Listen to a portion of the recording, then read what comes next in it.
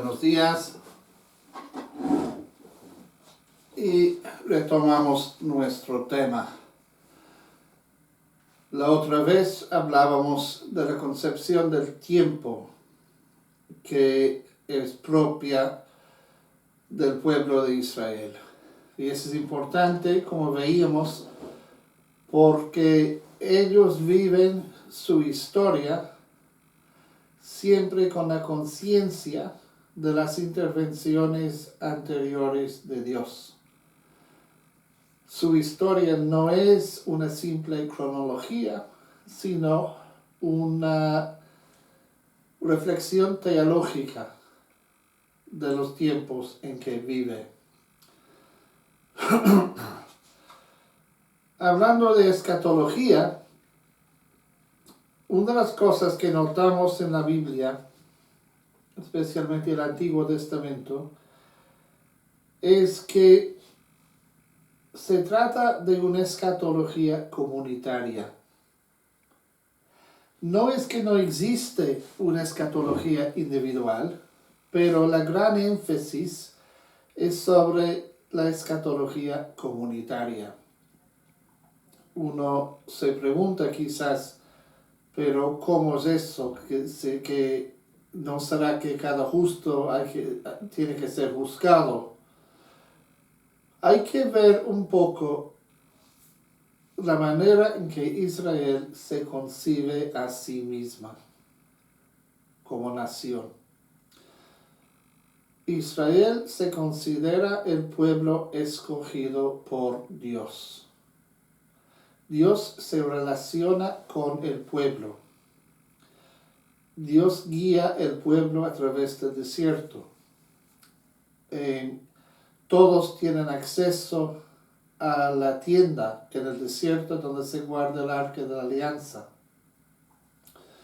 Una cosa curiosa que muchos no saben, la palabra para esa tienda en el desierto es tabernáculo. Y nosotros en las capillas tenemos el tabernáculo, que es donde guardamos el Santísimo.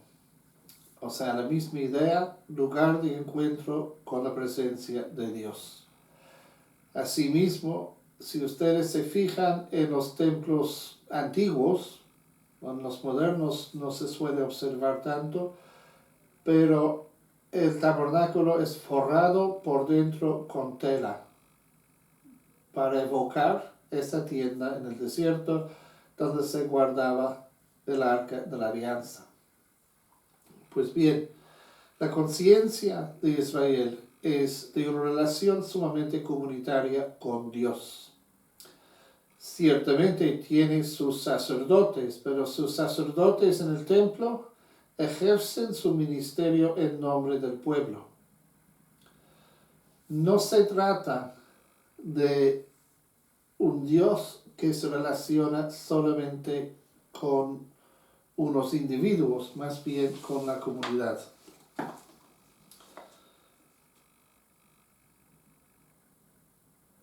Esa escatología comunitaria es donde vemos que el destino de Israel viene resuelto. Vemos muchas veces en las batallas con otros pueblos cómo ganar la batalla no es simplemente conseguir terreno, sino que es otro paso más hacia Dios, hacia la llegada del Mesías.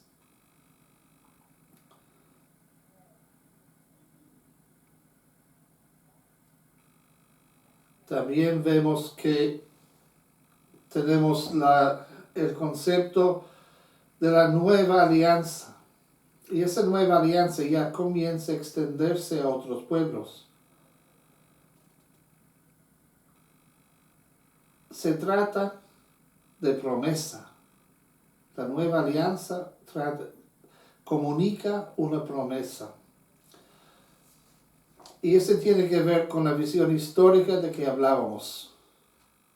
La promesa es el cumplimiento de todos esos momentos que hemos visto en esa línea histórica.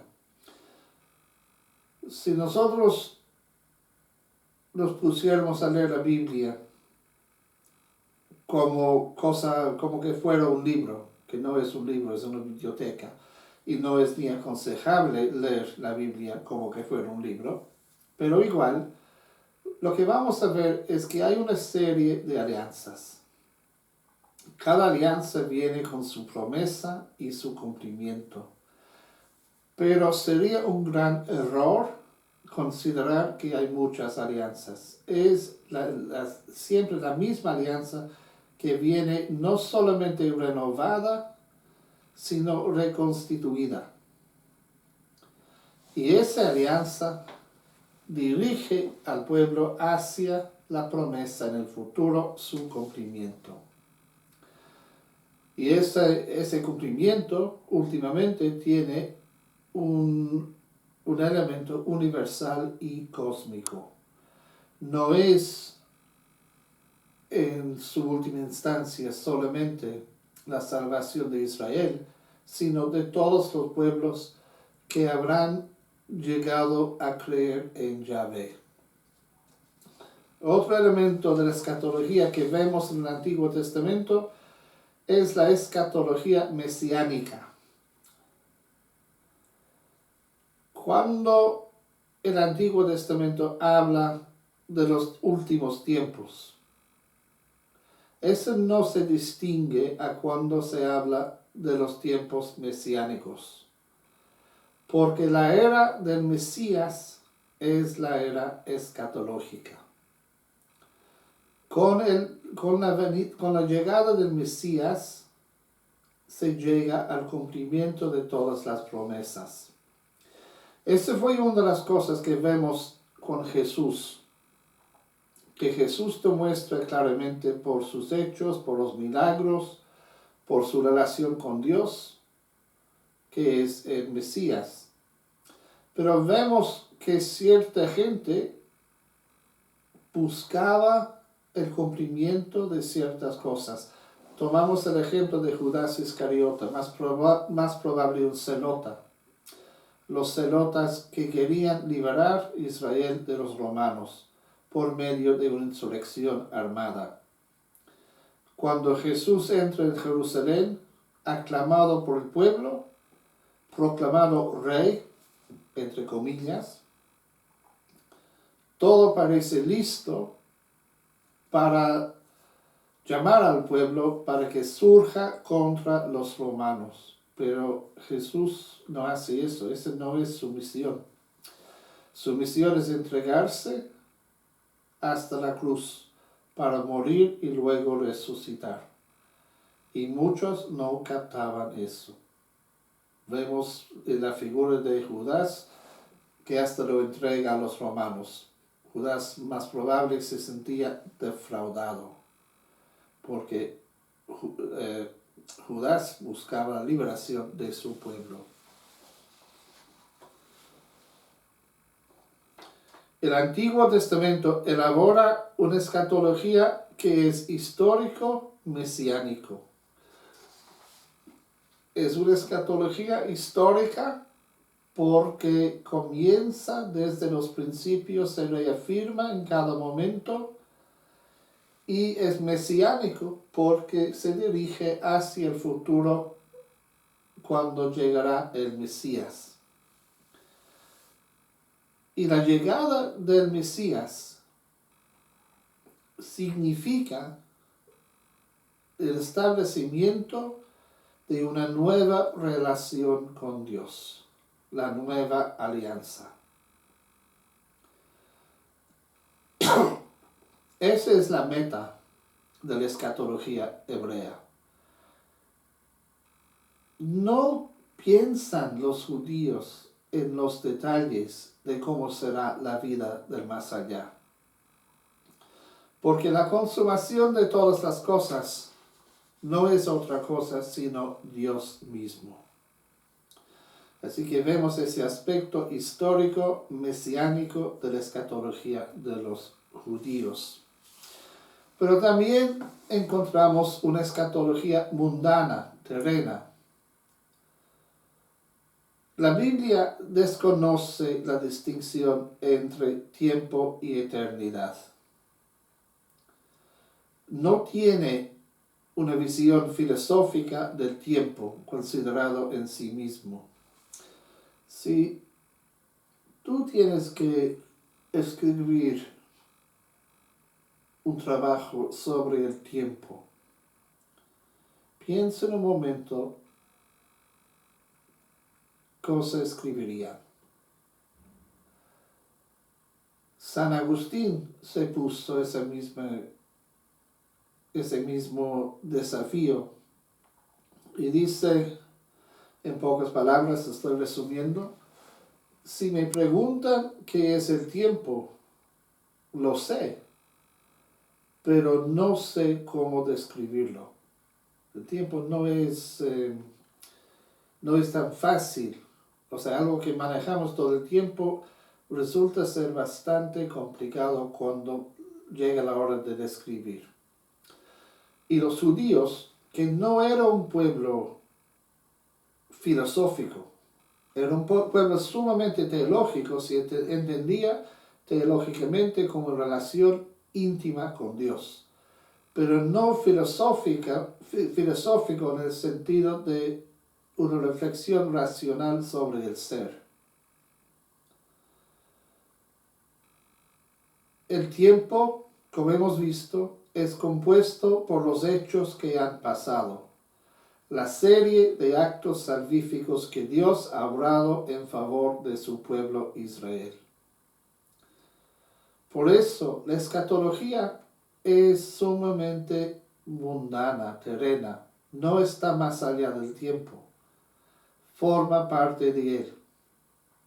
La escatología es el último acontecimiento de todos esos momentos que hemos visto en esa línea de la historia de la salvación.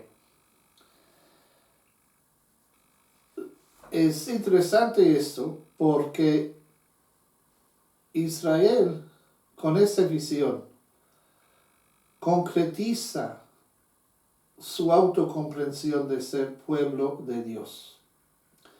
Quitando ese título, pueblo escogido de Israel, Israel se deshace. Porque esa es la goma que une todo lo que tiene que ver con la identidad de Israel. Otra cosa interesante que vemos en el Antiguo Testamento es que los judíos tampoco tienen una visión dualista del hombre. No hablan del hombre como alma y cuerpo. Sí vemos que a veces se habla de carne y sangre, o sea, pero para ellos no se trata bien de dos principios, sino de dos elementos, y según su tradición, esos dos elementos nos dirigen al completo. Si un judío dice alma y cuerpo, está intentando describir la persona, no describir dos elementos, dos principios distintos que forman el hombre.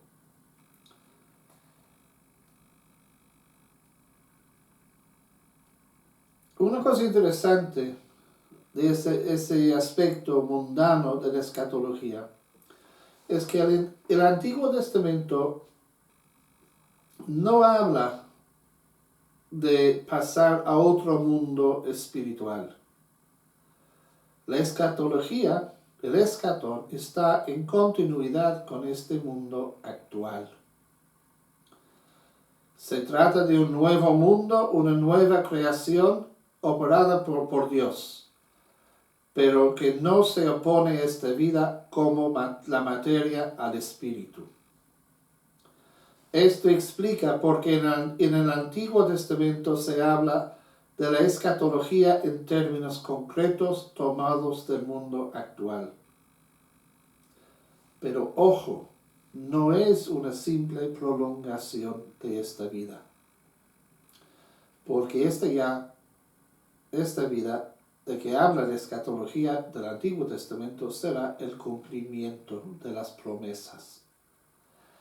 Así que por un lado tenemos una escatología bien ligada a la experiencia vivida de los hombres, pero la implicación de eso es que no se trata de separar el hombre en diferentes partes, como que fuera compuesto de muchos elementos. Hay una conciencia activa, dinámica de la historia. Eso es lo que vimos otra vez, regresando a esa línea que vimos la otra vez.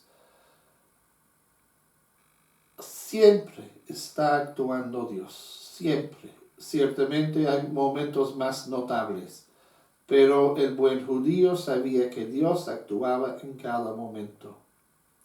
Por eso que la ley gobernaba cada acto de un buen judío. Yahvé actúa desde dentro de la historia, a través de los hombres, con los acontecimientos del tiempo.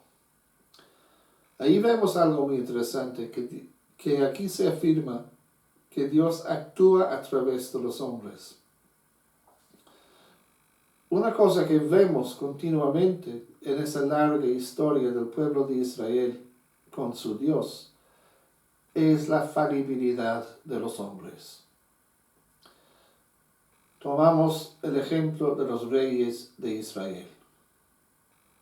No es insignificante que esos reyes que representan al pueblo frente a Dios tienen tantas imperfecciones. Esos reyes, Saúl, David,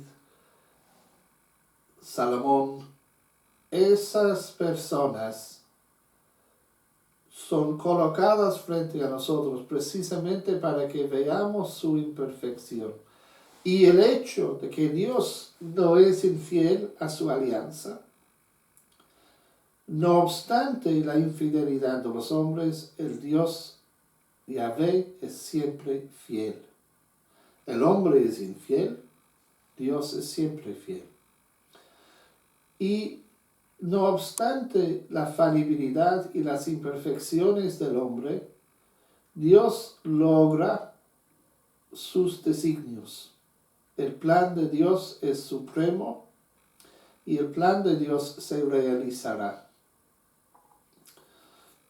Un buen ejemplo de esto quizás es el libro de Jonás, que Jonás es llamado para ir a predicar a Nínive. No quiere. Es más, Jonás preferiría hacer cualquier otra cosa menos irse a Nínive. Por cierto, el libro de Jonás no es un libro histórico, es una fábula pero que comunica una relación profunda con Dios y nos invita a poner nuestra experiencia frente a Jonás como espejo. ¿Qué hace Jonás? Huye de Dios.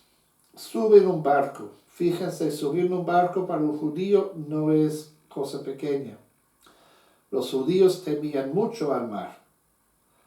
Los pescadores, los apóstoles por ejemplo, pescaban cerca a la playa.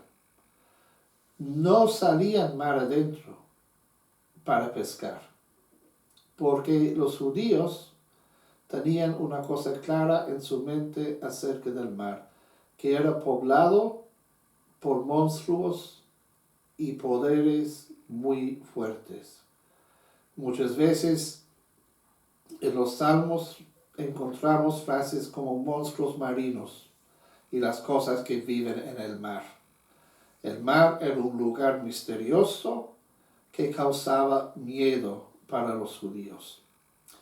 Pero Jonás tanto quiere huirse de Dios que sube en un barco que cruza el mar. O sea, aquí no es simplemente uno que no quiere colaborar con Dios, es uno que vence sus grandes temores para oponerse al plan de Dios. Luego vemos otras cosas como lo tiran al mar, o sea, la desgracia, desastre, es comido, es tragado por un pez. Y todo ese desastre, Dios lo cambia para el bien. Y Jonás, que no quería irse a Nínive de ninguna manera. Como yo cuando me pongo el mondongo delante, yo de ninguna manera lo quiero comer. Pero Jonás es llevado por Dios a través de toda esta aventura para que el plan de Dios se realice. El hombre imperfecto, el hombre frágil, el hombre infiel, es llevado por Dios para que el plan de Dios se realizará. Y eso vemos muy bien con los reyes de Israel. El ejemplo de Saúl y David en particular. Una cosa interesante sobre Saúl, por lo menos a mí me parece interesante. Nos cuenta la Biblia que Saúl estaba cubriendo sus pies. Eso significa que iba al baño, porque bajaba su traje que cubría sus pies. Y David se acerca en el libro de las Crónicas y corta el borde de su manto. Yo siempre me preguntaba acerca de eso. Qué extraño. ¿Por qué no matarlo de una vez?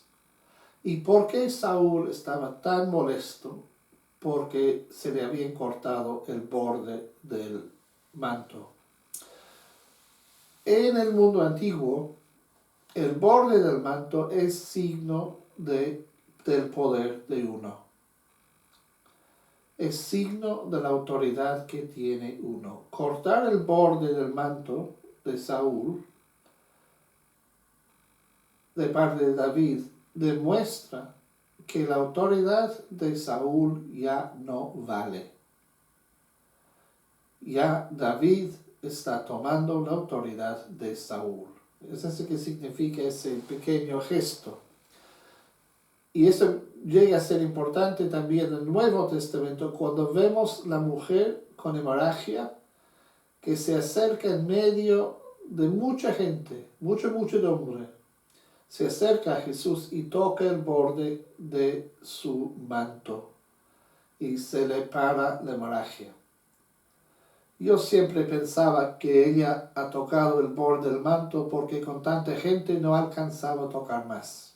No, señores. Tocando el borde del manto es un reconocimiento de parte de ella del poder que hay en Jesús. Es un acto de fe. Ella se enchufa directamente al poder de Jesús.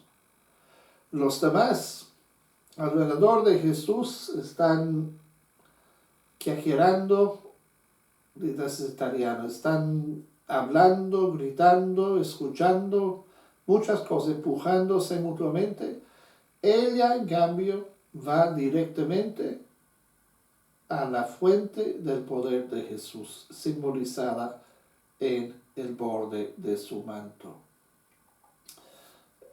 Si ustedes vuelven a leer ese episodio, esa sanación, sabiendo eso, creo que se entiende mucho mejor. Asimismo vemos que cuando Jesús está muriéndose en la cruz y los soldados juegan a dados por sus ropas, ven que lo que tenía puesto no tenía borde. Qué extraño, ¿no? ¿Cómo se puede hacer un traje sin borde? Pues, ¿qué nos está diciendo Juan con esa información? Que aquí tenemos uno que no dependía de ninguna otra autoridad. La autoridad de Jesús es algo completamente diferente. Y esa pues se nos viene comunicado en el contexto de la muerte de Jesús. O sea, en ese momento de desgracia, Juan nos cuenta nos recuerda que la autoridad de Jesús es algo mucho, mucho más de lo que se puede reconocer. Así hablaba de la acción de Dios a través de los hombres. Los profetas, de manera particular, a veces la gente piensa que un profeta tiene que predecir lo que va a llegar. Bueno, si esto fuera cierto, todos habríamos ya ganado lotería muchas veces. Pero la tarea del profeta no es eso. La tarea del profeta más bien es de llamar la atención al pueblo para que cumpla con su parte de la alianza. Cada alianza tiene 3 partes, igual que un sacrificio. La parte que ofrece, la parte que recibe y la cosa que viene ofrecida, el signo de la alianza. Por eso que decimos que el sacrificio de Jesús es tan perfecto, porque tenemos a Dios que ofrece Dios a Dios. Dios ofrece sí mismo a sí mismo. El que ofrece es perfecto, el que recibe es perfecto y el que se ofrece, que viene ofrecido, es también perfecto. Por eso el sacrificio perfecto. Eso les puede ayudar cuando están leyendo la carta de los Hebreos. Los profetas jalan la oreja al pueblo para que cumpla con la alianza. Y lo hace descubriendo los acontecimientos en el tiempo de la acción de Dios. La promesa se realiza a lo largo de la historia e interpela al hombre para que sea actor en ella. No estamos presenciando una historia en que Dios es el que actúa y el pueblo aplaude. El pueblo es realmente actor en esta historia. ¿Por qué? Porque el pueblo tiene que cumplir con su parte de la alianza. No es un pueblo pasivo. Y esa diferencia a Israel de muchos otros pueblos de su entorno. Porque la relación de estos pueblos con sus dioses era más bien una relación pasiva. En cambio, Israel siente la relación amorosa con Dios. Y esa relación, por supuesto, llega a otro nivel, otra experiencia más clara y profunda en la persona de Jesús. Ok, la próxima vez vamos a comenzar a hablar de la venida de Jesús.